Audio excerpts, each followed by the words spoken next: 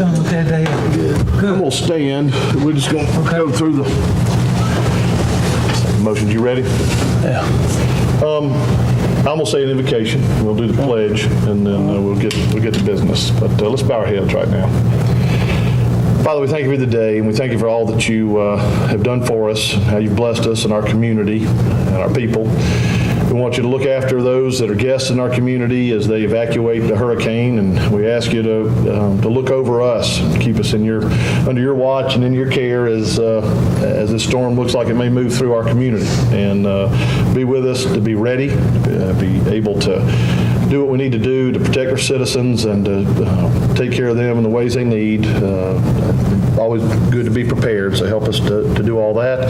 We ask you to bless this time together as we go over the budget of the county and do the business of the people, and help us to make good decisions, give us wisdom, and then take us away from here safely and bring us back again the same. In your name we pray. Amen. Amen. I pledge allegiance to the flag of the United States of America and to the republic for which it stands, one nation, under God, indivisible, with liberty and justice for all. All right, County Manager, we got a quorum. We do.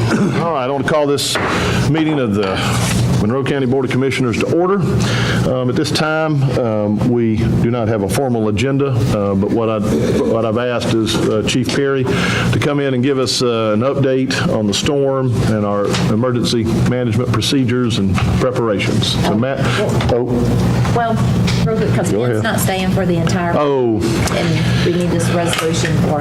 I got you. Chief, if you'll hold still for me just a second. Don't move. Don't move. This is, y'all approved United Bank as a low bidder for a $2.5 million TAN note at Tuesday night's meeting. This is a resolution authorizing the chairman and the clerk to sign any documents related to that TAN note and formally approving the TAN note of up to $2.5 million.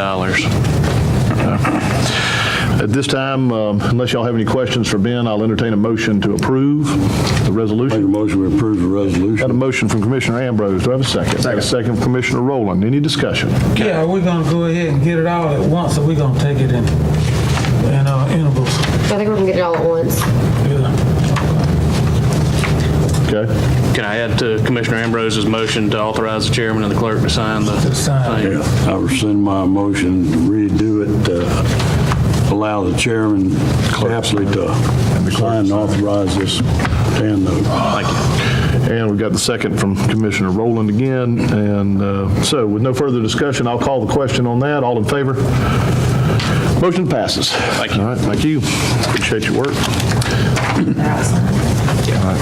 Matt, have you fallen asleep? No, sir. Oh, good. I was reading. All right, Chief Perry is going to give us an update now on Hurricane Irma. I come with troubling news and some optimism. The troubling news is that right now Hurricane Irma is a Category 5 hurricane flirting with Category 4. She's lost some of her punch. Sustained max winds of 155 miles an hour. The interesting thing about this storm is that she's the size of Texas. Sustained hurricane force winds 50 miles an hour out from the city, up to the center. Tropical storm force winds 140 miles from the center, so she's huge. And then, of course, it's not like the wind stops at 140 miles an hour. Then there's sustained 20s, 30s, and 40s, several hundred miles out. The current track I've got up here on the screen for you, it's a little hard to see. Right now, the current path takes it through Dooley County, with it skirting through here is where the eye would be. It is expected to have lost most of its punch because it's going to come up through the entire spine of the state of Florida. So Florida is going to take a lot of the energy out of it. But Florida is going to take a significant impact. South Georgia, southeast Georgia is also going to take a pretty significant impact. I would fully expect to see hurricane force winds moving through Valdosta late on Monday. So you can imagine what that's like. If you just take a picture of Texas and put it over the state of Georgia, you can see how things will reach out. Currently, we've got about double the city of Forsyth in the matter of a day. We've seen approximately, I'll put it to you this way. Every hotel room is full from Florida to Knoxville, Tennessee. So everybody has moved up as they normally do. They're also moving west. They have not quite moved as far west, so there is a thought that we may see a second set of evacuees moving more along the western side of the state of Georgia, moving into Alabama and Mississippi. Calls for service have increased significantly. We normally average on a day-to-day basis between 12 and 18 fire EMS calls. Just from the county side, they were in 37 yesterday. They've already started hopping this morning as well. Why do you think the increase? Because we saw our population go. We got 800. Number theory is just, and these people are coming into, so they all have the same medical problems in Naples, Florida, as they have in Forsyth. Well, you've got 800 rooms, but you expect 2 to 4 people, and average, at least 2 to 3, so you've got 1,600 to 2,400 extra residents in the county at any. Not to mention those that are unaccounted for that are staying with friends, the RV parks are full, we Parking lots. sit in parking lots and kind of those kind of things. We are currently assisting with transfers from our hospital is full or close to full, and we are currently assisting with transfers from the coast. At 7 o'clock this morning, we sent one of our ambulances and EMS crew on request from the Mass Care section of GEMA to go get a vent-dependent lady out of Savannah and get her to a hospice facility in McDonald. So we sent one of our stud crews down there. They're getting their hands on her now. They're going to get her nice and comfortable. And the Monroe County ambulance is going to leave Savannah and take her to a care facility in McDonald. Memorial Hospital is evacuating. I think they took Thursday 55 neonates out of the coast. They've identified another 200 people like the lady that we're transporting that they've got to get away. And so every ambulance from Dalton to Savannah is now moving people. And so we're taking part in that as well. We've got a couple of requests from GEMA already. The Macon Viv EMA has requested message boards to help with the sheltering operation that's there. We'll help fill those this afternoon. We've also had a request from Ware County EMA for some traffic control stuff. We're working with them. The same resources are in counties far closer. They're going to let me know if they're going to need that, but if not, we may be able to help them with that. I've had conversations, let me go with this. State of emergency has been declared for about 34 Georgia counties. I fully expect that to increase as the day goes on. Mandatory evacuations are coming out of the 8 coastal Georgia counties. We're seeing that obviously now. Contraflow starts Saturday at 8 a.m.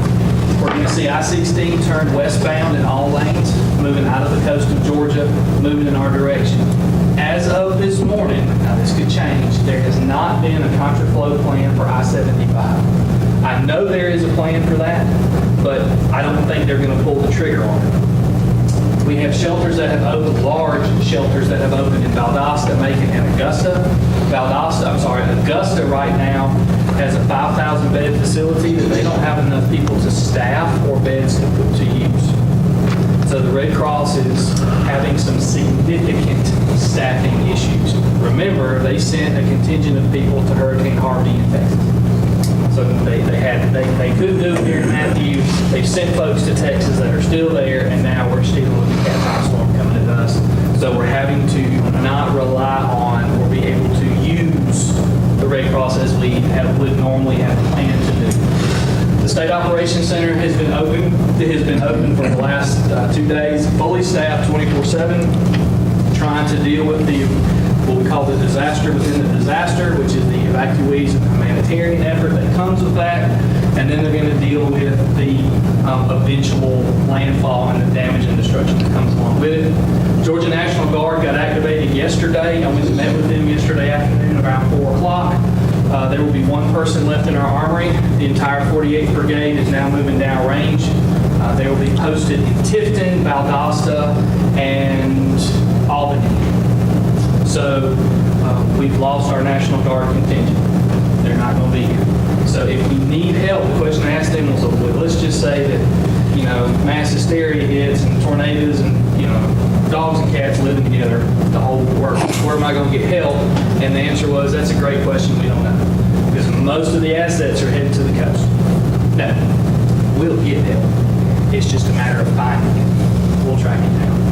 Georgia Public Safety Training Center today is going to be the logistical staging area for the state as it was for Hurricane Matthew. If we get just catastrophic damage in South Georgia, the supplies will come into Forsyth first, and we're going to have to facilitate getting them from the training center to the interstate downrange. To help with that, 200 Georgia State troopers are going to be arriving at the Georgia Public Safety Training Center sometime today.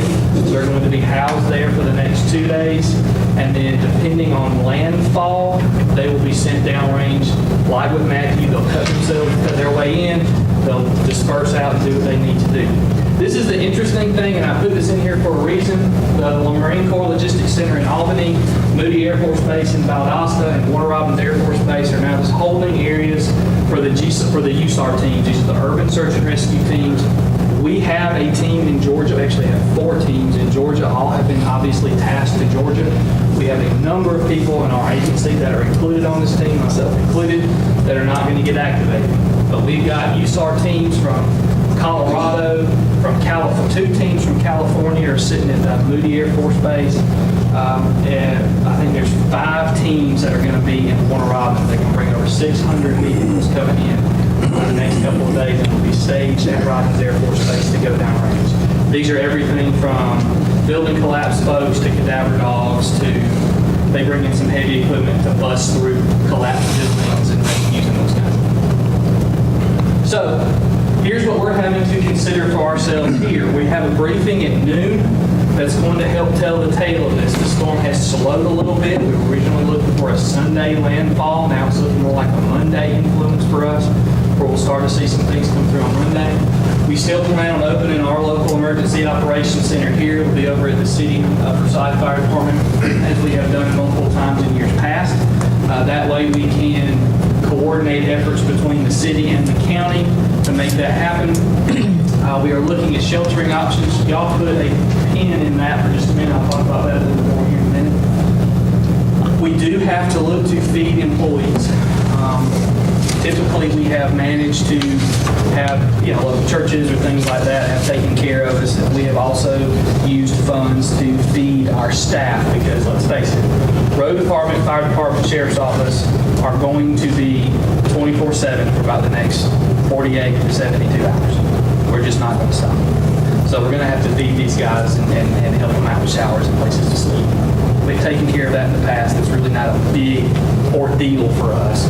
But just so you know that you'll start seeing some stuff where the day-to-day stuff won't be completed. We're going to be dealing with debris and disaster response and that kind of thing. I've got a plan in place in the fire department. I have extended out to the other departments to have a plan for rotating staff.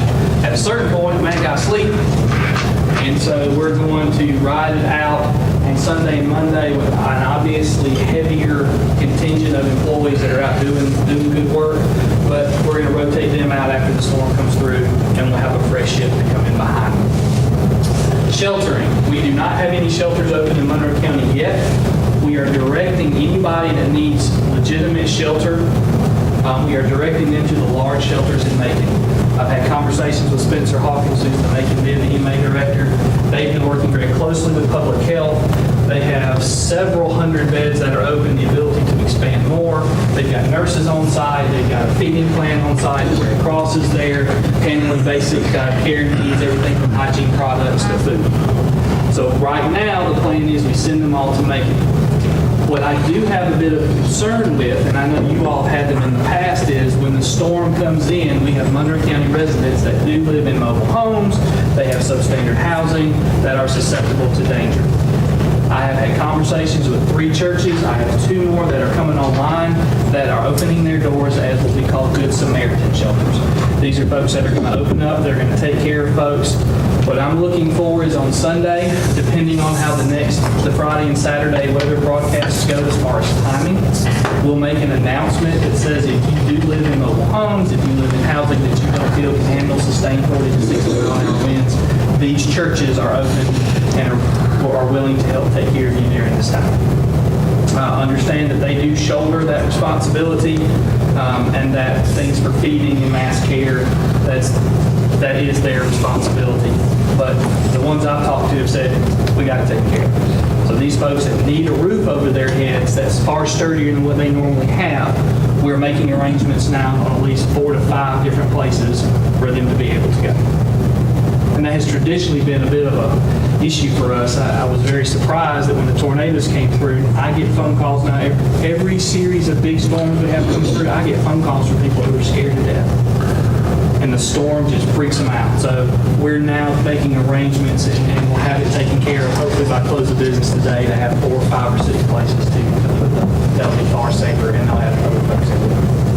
So that's where we stand now. Noon today at the Forsyth Fire Department, we'll have another briefing with city and county departments and department heads to make sure people have what they need and the appropriate provisions are being taken. So that's that. And this thing keeps changing, so. Well, in anticipation of gridlock on 75, which is likely to happen Yes, sir. on tomorrow and Sunday, we already have went ahead and cleaned off the park, the business park up on Indian Springs. Yes, sir. And we're ready to put the roll-offs in there today, roll-offs and possibly some portable toilets. If in fact traffic comes to a gridlock on 7, it can't stay. We just can't stay locked, everybody sitting there. If we can't have enough gas to run a day or two, they're gonna have to come off of 75. We can use the rec park, and people can go inside the gym, park out there. That's one. And then 2, obviously they're gonna be outside over at the industrial park, but at least you would have somewhere to park and get them off. And the whole thought is that most people camp now. A lot of people camp, I don't, ticks and whatnot. But a lot of people got tents in the cars and whatnot.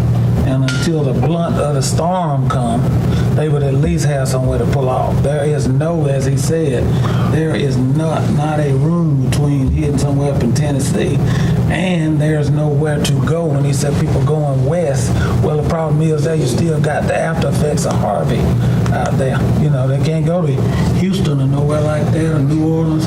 It's a mess out there still, so. I'll tell you what else we're doing along those lines to help out with the gridlock problem. We've thrown extra chains on some of the trucks. We have changed our response strategy as far as responding to things on I-75. So let's say we have these low-speed fender benders, which we have been having constantly since the evacuation started coming in. We deal with a couple others. What we've done is if it's confirmed injuries, then we send an ambulance. If it is unknown, we don't send anybody until we confirm it, because the minute you put flashy lights out there, people immediately stop. We have equipped several vehicles. We've thrown extra chains on there. In other words, you're involved in the crash, we're having to wait on a wrecker, one lane's blocked. Nope, big truck comes, hooks to it, we pull it off the side of the road. We open the interstate back up and keep things moving. We have a couple of vehicles we've loaded up large fuel cans with in backs of pickup trucks. If we have that, I've run out of gas and I'm stuck, we can give them a splash of gas enough to get them off the interstate, get them to the gas station, get them out of the danger area. And so we've taken those steps as well to do that. So Chief Herndon and I have had a series of meetings. We met with the Sheriff's Office yesterday. We also were trying to meet with the State Patrol, and on the way there, he called and said, can't make it, I got to go to Atlanta, and he picked up Governor Deal and transported him to Valdosta, because all other state assets are tied up, and the governor needed to ride.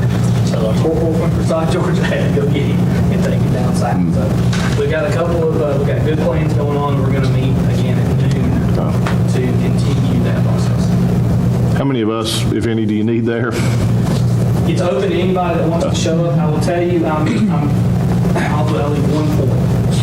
In the event, hypothetically, we have to declare a local state of emergency, the way that works is this. I will call Anita. She will get in touch with you. And we'll spell out to you, especially if you're not together, we can take a phone vote to make a declaration. And that does things like allows us to curfews and freeze some prices. So if we start seeing gas prices jump up to $14 a gallon, you as a board can take action to stop it. But it's got to be declared by the board before we can do that. And the way I will do that is with the group text in order to save time. Sure. So I know, Commissioner Evans, do you receive those the few times I've tried that? All right, if you'll just respond back saying, yes, I have it, or whatever, and that's also the way. Any forms I will need to be keep you signed or- Updated. We'll track I'm here, so I mean, you're not going to have an issue with I don't that. know if it has to be just, I think it can be any order. So until I can do it, we can get our hands on it first. Are the gas stations able to get any more gas? Because they were all out yesterday. But our fuel depot has been able to. They filled up today. County fuel depots. Anita did a fine job. We had some conversations probably Monday about, hey, let's top this thing off. And so we're good on fuel, we're good on generators. I've had conversations with Pat. They don't have any generator backup at the water treatment, the water plants. I've got 400 kW variable phase generators that we can take care of that with, and you can sequence them together. So the power he needs, I can get 2 of those out to him, and those jokers will run like a top. And then I've had a conversation with the hospital. They have an issue with their generator being able to handle the air conditioners in the patient rooms where they're full. They're working with an electrician now that if they do lose power, then we can take one of those generators over to them, and they can power just the air conditioning units in all those rooms with one of our generators. So those will come in very handy, and I've got a pretty good feeling that about Tuesday afternoon, they're going to be asking for the more. Somewhere down the range, just like I did with Matthew. I took 2 down to Tattle County. Okay. Any questions for Matt? Yeah, Chief Perry? I think you said that all the National Guard are going south. I think it would be a good idea to ask them, couldn't they set up a few tents? You know, They're taking they took them all. Here's what's happened, and this is a fortunate, I'm going to call this a fortunate chain of events with this. This caught them on their drill weekend. But not just their drill weekend, it's their 10-day stay at Fort Stewart. So they were all coming in on Sunday anyway to deploy for a week and a half down to Fort Stewart. So as a matter of fact, their advance team was already down there setting up all the tents and everything they were going to use for their drill weekend. And what we, so matter of fact, they're having to scavenge from the division that's in Liberty County, the artillery unit outside Savannah. Well, they're all tasked in there, not going. They're having to go get a Humvee from there to pull an extra trailer. They got 4 Humvees and 5 trailers full of stuff to take. That's math. So they're having to grab another Humvee from somewhere else. Gotcha. Well, like the rec club over up in the industrial park, we got it set up for them coming there. Those little utility signs that you've got, is there any, can those be utilized there? Well, like that exit at 42 to notify people there's a place to go? Here's how I would urge you to do that. If we see that happening, those are very easily and quickly deployed. Okay, we can get those out. You set them up now, and it's going to be a parking lot of chaos in a matter of 45 minutes.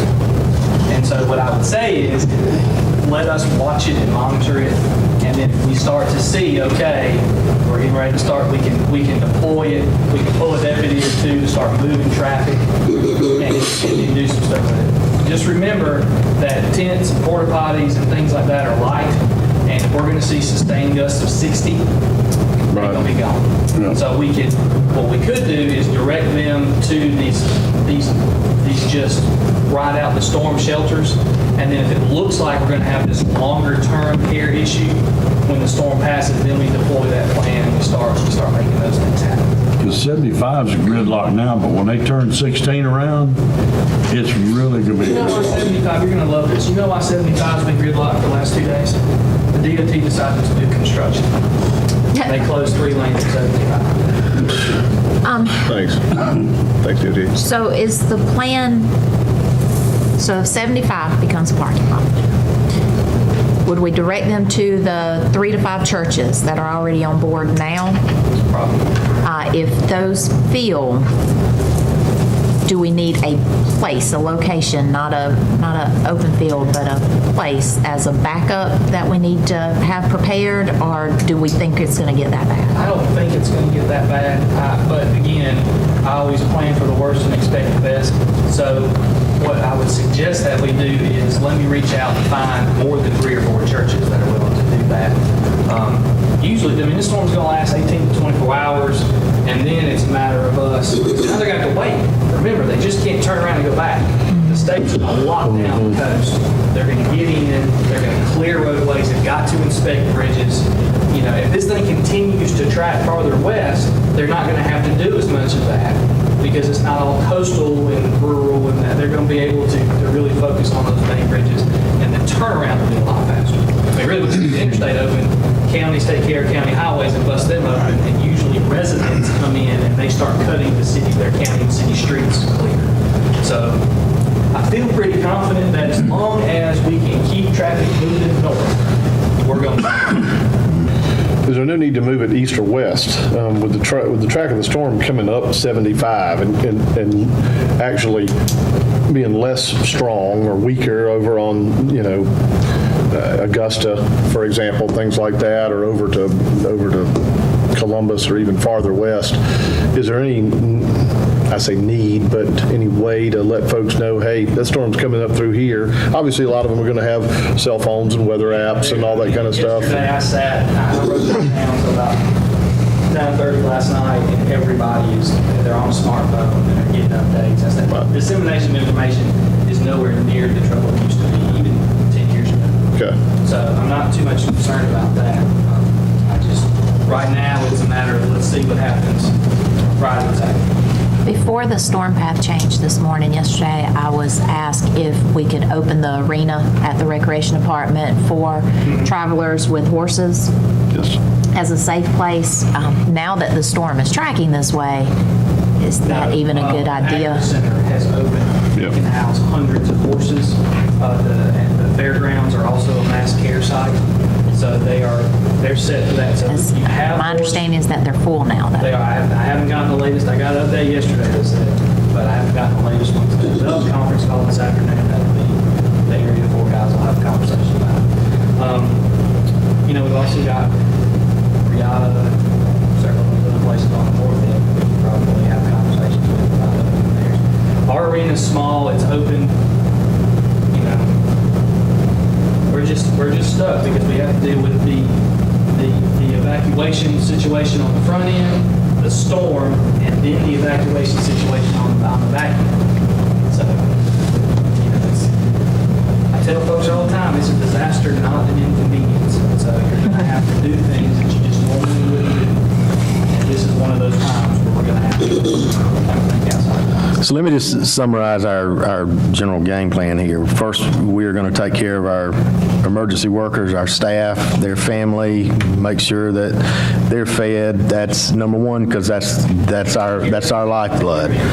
Number two, we're going to take care of any susceptible residents that have concerns, and we need a place to put them. We don't need to fill up and then when the storm gets here have nowhere for our citizens to go, and the hospital as well, and make sure. And then number three, any other available aid we give to transients and people on the interstate, and we're going to supply as space and capacity allows, a place for them to park and a place for them to use the restroom. And beyond that, that's about the max that we can do, because if we began to do shelter, we would be looked on to do food and water, and I hate to say it, but we are in a litigious society, and a lot of liability there as well. Well, now I had a different understanding with the restrooms. Okay. I thought if we're going through the storm ourselves, the wind will be too strong to put them out. Right. Yeah, we'll hold off on that. Okay. About this liability issue, what exactly are you talking about? We've got basically sovereign immunity, Good Samaritan type thing. We're not liable if we're trying to help somebody. I don't know where you're coming from with that liability. If we open up a Red Cross group shelter, Red Cross comes in with $1 million insurance policy right out of the chute.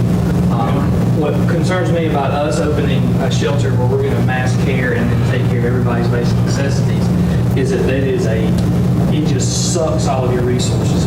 And we're still going to have to be taking care of our citizens and such. And so typically these shelters pull in everything. I personally would like to send everybody to those well-established, well-supplied, well-staffed shelters first, and then we'll work through our Good Samaritan folks, and hopefully within the next 36 to 48 hours, we'll be sending them back out. Well, that's a hope, but here's the thing. It's gonna always be people coming later than sooner. And like I said, once 75 locks down, that's gonna be it's gotta be cleared out. We can't refuse anybody. We're responsible, and this is the public safety capital of Georgia, but according to the law, we've got to provide. You know, so if everything clamped down, we can't direct people away from Forsyth. And that, it looks this way. They're talking about evacuating 3/4 of Florida. That's unprecedented. That's never been heard of before. So the point I'm trying to make is we're preparing for the worst and praying for the best. Yeah. You know, that is. So we've got that parking lot up there next to the training center. It'll be easy to direct people there and to the recreation department. Play it by there, and some of the schools. Have you We've had conversations, I've had conversations with Jackson Daniel, he and I will have more conversations. Basically, it was, what's the official position, will you use us for sheltering? I said officially right now, no. Unofficially, we need to be having some serious conversations. And we have. Right now, though, again, it's a matter of, we've got to get the timing down. So if we pull the trigger on using our schools, now we've closed school, or at least closed that school for an indeterminate amount of time. And so that is a whole other logistical nightmare in and of itself. So again, if we can focus on the Good Samaritan shelters, those that are willing to open up right now. I mean, Maynard Baptist can house several hundred people. That's one of the churches that's open. That's come to me saying, hey, we want to do things. So I think we've got bed space, or at least parking space, sheltering space for a lot of it, more than we realize we have before we have to get to this, the county having to shoulder that massive responsibility of caring for folks. Again, they're going to be heading back. Some will continue to move regardless. I feel pretty confident in what we have now. I really do. We'll get a much better view by tomorrow night, too. Yeah. Tomorrow's going to just going to tell the tale. All right, and then, of course, we can come over to the meeting, too, at noon. All right, real good. I appreciate the input, Matt, or Chief, and Well, we'll go ahead and move the roll-offs. I already talked to Dana about that. We can put a couple of them up at the park, a couple of them out at the recreation park, and we can hold off on the toilets. Phyllis has already talked to the local toilet people, and if conditions persist and we have to have them, we can call them in. And also, we lined up, the road department lined up with a tree service in case it becomes a situation they can't handle a tree or something that's way out of line. So all those bases are covered. okay. All right, let's move on to the reason we wanted to get here today, or meet today, was to start talking about the budget.